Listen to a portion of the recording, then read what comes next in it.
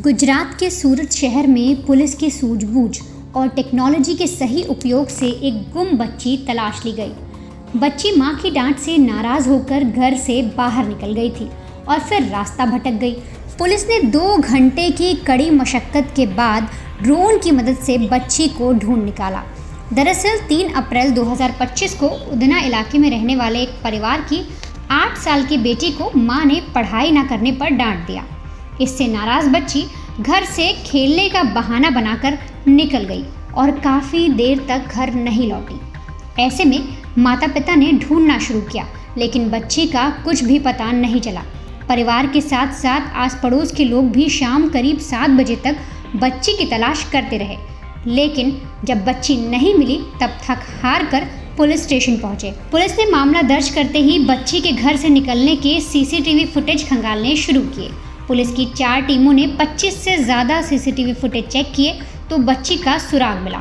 CCTV footage में वो Udhna BRC police चौकी से विजयनगर सब्जी मंडी की ओर जाती दिखाई दी, इसलिए पुलिस ने तुरंत एक टीम वहां भेजी। लेकिन विजयनगर सब्जी मंडी सूरत की सबसे भीड़ भाड़ वाली जगहों में से एक है। हजारों लोगों की आवाजाही के बीच उसे ढूंढना बिल्कुल आसान नहीं था।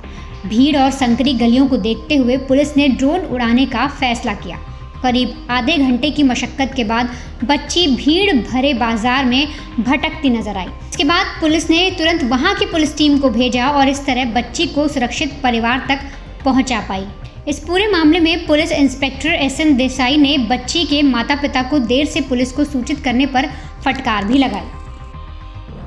2 अप्रैल को दोपहर के टाइम जो छोटी बच्ची है उसको उसकी माता ने पढ़ने की वजह से थोड़ा टोका होगा, तो बच्ची नाराज़ हो गई और मैं खेलने के लिए जा रही हूँ ऐसा बताकर अपना घर छोड़ दिया। लंबा समय होने के बाद भी वो वापस नहीं आई, तब उसके पेरेंट्स ने उसको ढूंढना शुरू किया। जब बच्ची उनको नहीं मिली तो इमीडिएटली उन्होंने रात को 8 बजे उधना पुलिस स्टेशन आकर इस बारे में इन्फॉर्म किया। इमीडिएटली पीआई उधना ने अपना जितना भी अवेलेबल स्टाफ था, बी स्टाफ था, सबकी अलग अलग टीम बनाई और जो बच्ची है उसके घर के आसपास सर्वेलेंस चालू किया। सीसीटीवी कैमरास जो थे वो चेक किए गए। बच्ची की मूवमेंट के आधार पर पॉसिबल रूट एक डिसाइड किया गया और ड्रोन कैमरा का उपयोग करने के बाद उसके पेरेंट्स को साथ में रख के सर्वेलेंस स्टार्ट हुआ। जैसे ही वो बच्ची के कपड़ों के आधार पर वो बच्ची को आइडेंटिफाई किया गया, उसका कंफर्मेशन उसके माता पिता को दिखा कर लिया गया और बाद में पुलिस की फील्ड टीम ने साथ में जाकर वो बच्ची को अपने ढूंढने के बाद उसके पेरेंट्स को सौंप दिया है।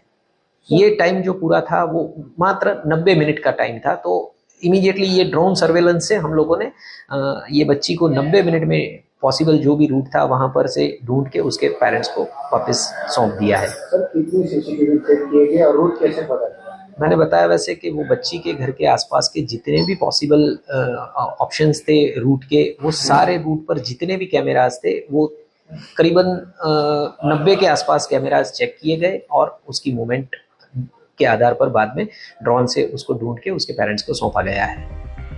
आपको बता दें कि इस केस को सुलझाने के लिए पुलिस इंस्पेक्टर ने अपने जितने भी स्टाफ थे सबकी अलग अलग टीम बनाई थी और जो बच्ची है उसके घर के आसपास सर्विलांस शुरू किया था। सीसीटीवी कैमरा चेक किए गए थे। बच्ची की मूवमेंट के आधार पर संभावित एक रूट डिसाइड किया गया था और ड्रोन कैमरे का उपयोग करने के बाद उसके माता पिता को सबसे पहले बेटी की तस्वीर दिखाई गई। बच्ची के कपड़ों के आधार पर उसे आइडेंटिफाई कराया गया, जिसका कंफर्मेशन उसके माता पिता को दिखाकर लिया गया। उसके बाद पुलिस की फील्ड टीम में वहां जाकर बच्ची को उसके पेरेंट्स को सौंप देती है। ये जो समय था ये मात्र 90 मिनट का था।